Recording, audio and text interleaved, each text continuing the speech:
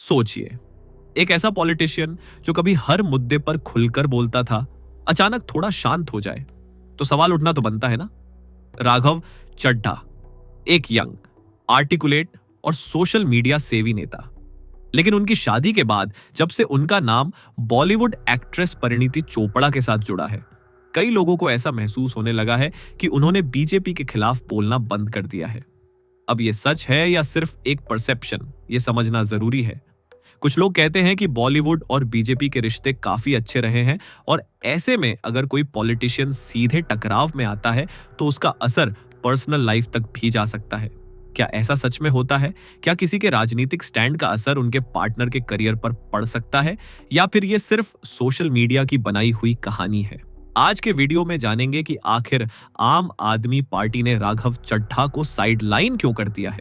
क्या वजह है कि पार्टी उनसे नाराज नजर आ रही है, और क्या यह सिर्फ एक छोटी सी पॉलिटिकल एडजस्टमेंट है या इसके पीछे कोई बड़ी स्ट्रैटेजी छुपी हुई है। अभी हाल ही में एक खबर आई जिसने पॉलिटिकल ट्विटर, अब एक्स बोलो वरना एलन मस्क नाराज हो जाएंगे, और न्यूज चैनलों को फुल कंटेंट दे दिया। राघव चड्ढा को आम आदमी पार्टी ने राज्यसभा के डिप्टी लीडर के पद से हटा दिया। अब सुनने में यह छोटा सा बदलाव लगता है, जैसे ऑफिस में किसी का सीनियर एग्जीक्यूटिव से एग्जीक्यूटिव हो जाना, लेकिन पॉलिटिक्स में ये चीजें बहुत कुछ कह जाती हैं। अब सबसे पहले ये समझते हैं कि ये डिप्टी लीडर होता क्या है। कोई संविधान में लिखा हुआ पद नहीं है कि भारत का हर डिप्टी लीडर सुबह 9 बजे संसद पहुंचेगा और चाय पीकर बहस करेगा। नहीं, ये एक पार्टी के अंदर का रोल होता है। मतलब आपकी पार्टी संसद में कैसे बोलेगी, कौन बोलेगा, कब बोलेगा, ये सब मैनेज करने वाला इंसान। थोड़ा सा ऐसा समझ लो जैसे ग्रुप प्रोजेक्ट में वो बंदा जो बाकी सबको काम करवाता है, खुद भी करता है और दूसरों को भी तंग करता है। राघव चड्ढा इसी रोल में थे, डिप्टी लीडर, और अचानक पार्टी ने उन्हें हटा दिया और उनकी जगह अशोक मित्तल को ले आया। अब यहां पर सवाल उठता है, क्यों? क्योंकि पॉलिटिक्स में कोई भी चीज बस ऐसे ही नहीं होती। यहां तो चाय पीने के पीछे भी स्ट्रेटजी होती है। अब थोड़ा बैकग्राउंड समझ लो। आम आदमी पार्टी के राज्यसभा में कुल 10 मेंबर्स हैं, 7 पंजाब से और 3 दिल्ली से, और ये पार्टी संसद में चौथी सबसे बड़ी पार्टी है। मतलब छोटी मोटी टीम नहीं है, ठीक ठाक प्लेयर है। ऐसे में डिप्टी लीडर का रोल और भी इंपॉर्टेंट हो जाता है। अब अगर आप डिप्टी लीडर हो तो क्या फायदे हैं? पहला, आप पार्टी का फेस बन सकते हो संसद में। दूसरा, मीडिया में ज्यादा दिखोगे। तीसरा, बहस में ज्यादा बोलने का मौका मिलेगा। और चौथा, आपके अंदर एक मैं भी कुछ हूं वाली फीलिंग आ जाती है जो हर इंसान को पसंद होती है। लेकिन अब जब राघव चड्ढा इस पोजीशन में नहीं है तो क्या वो खत्म हो गए? नहीं भाई, इतना भी ड्रामेटिक नहीं है मामला। वो अभी भी राज्यसभा सांसद हैं और उनकी सीट 2028 तक है। पावर थोड़ी कम हुई है लेकिन गेम से बाहर नहीं हुए हैं। ये ऐसा है जैसे पबजी में आपका लेवल डाउन हो गया लेकिन आप अभी भी मैच में हो।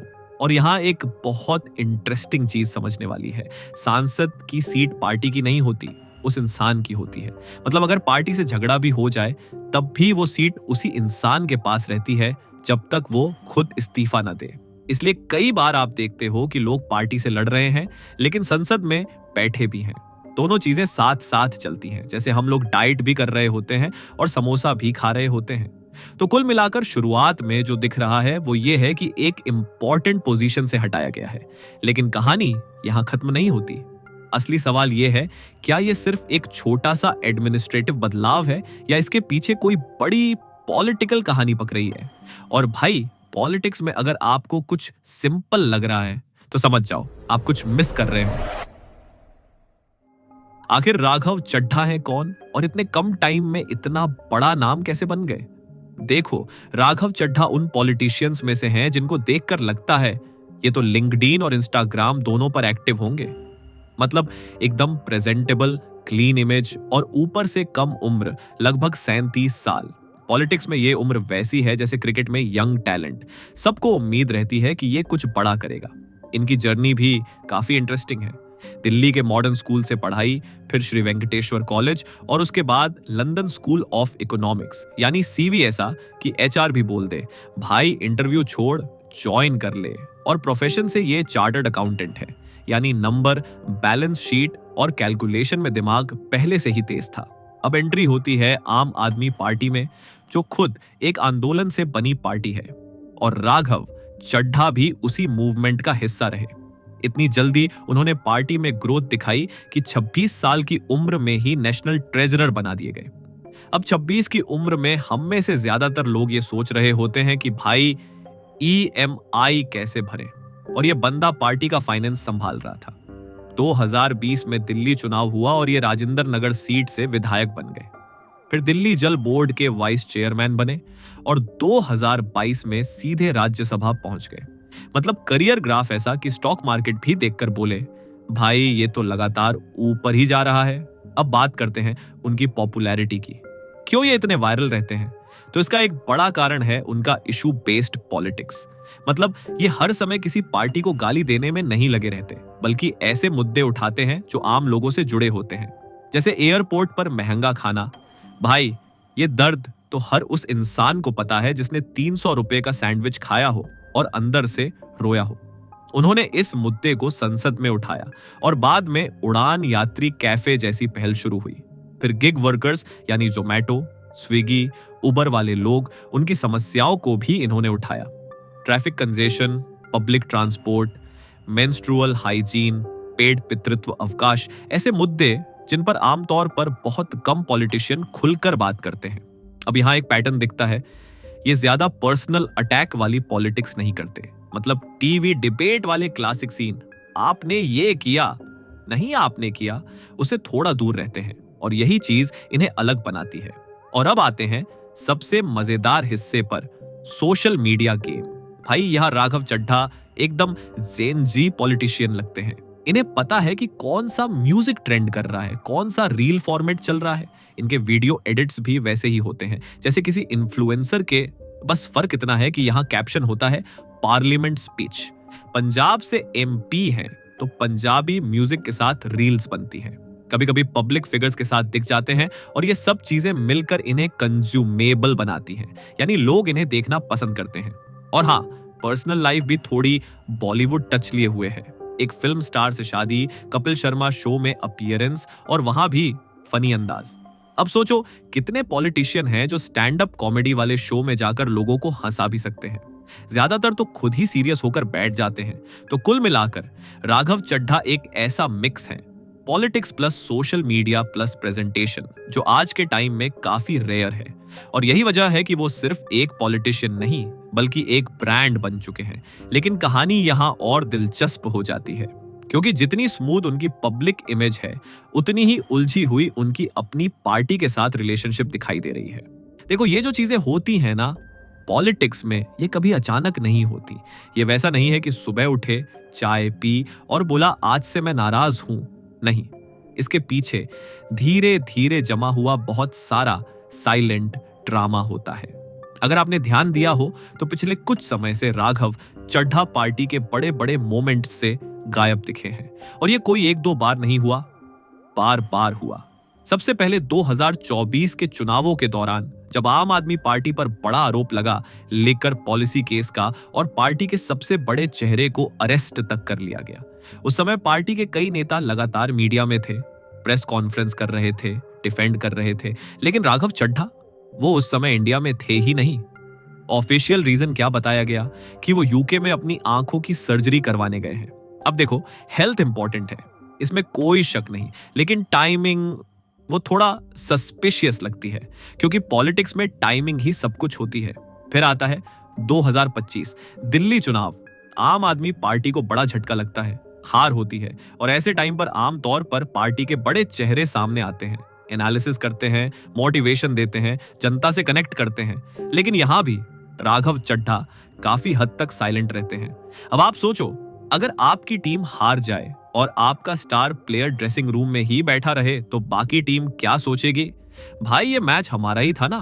फिर 2026 में एक और बड़ा मोमेंट आता है, जब वही केस जिसमें अरेस्ट हुआ था उसमें पार्टी के टॉप लीडर को क्लीन चिट मिलती है। ये तो सेलिब्रेशन का टाइम होना चाहिए था, PR, interview, social media posts, पूरा पैकेज। लेकिन यहां भी राघव चड्ढा शांत, और ये पैटर्न यहीं खत्म नहीं होता। असम चुनाव के लिए पार्टी की स्टार कैंपेनर लिस्ट आती है, जहां बड़े बड़े नाम होते हैं, और गेस व्हाट, राघव चड्ढा फिर से गायब। अब इतनी बार अगर कोई मिसिंग हो तो ये नेटफ्लिक्स की मिस्ट्री सीरीज नहीं है कि सीजन 2 में पता चलेगा।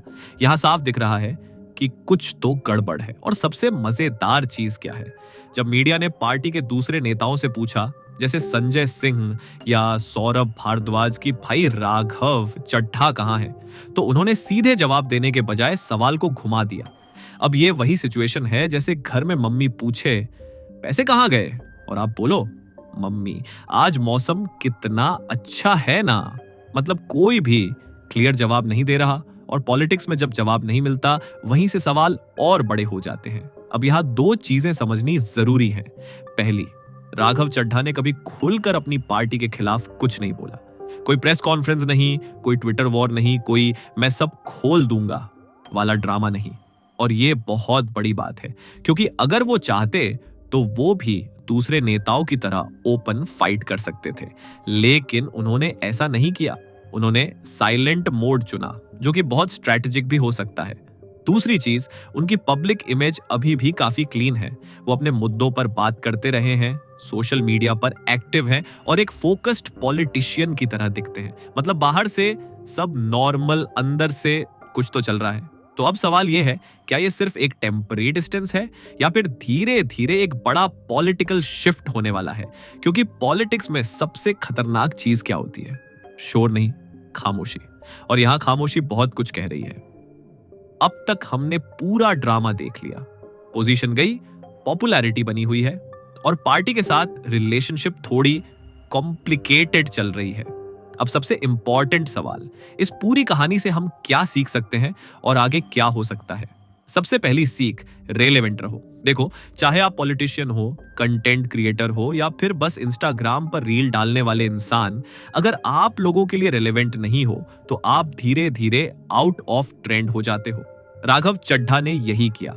उन्होंने ऐसे मुद्दे उठाए जो सीधे लोगों की लाइफ से जुड़े हैं। एयरपोर्ट का महंगा खाना, गिग वर्कर्स की दिक्कतें, ट्रैफिक, ये वो चीजें हैं जिन पर आम आदमी बोलता है, हाँ भाई ये तो मेरी भी प्रॉब्लम है।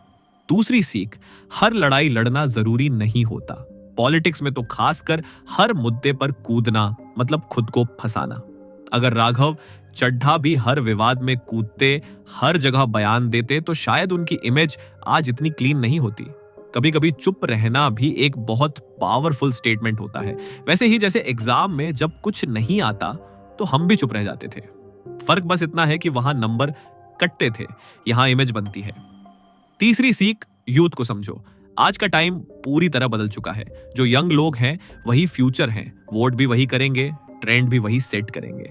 और अगर आप उन्हें समझ गए, उनकी लैंग्वेज में बात कर पाए, तो गेम आपके हाथ में है। राघव चड्ढा ने सोशल मीडिया के जरिए यही किया। Reels, trending music, clean presentation, सब कुछ ऐसा जो आज के यंग माइंडसेट से कनेक्ट करता है।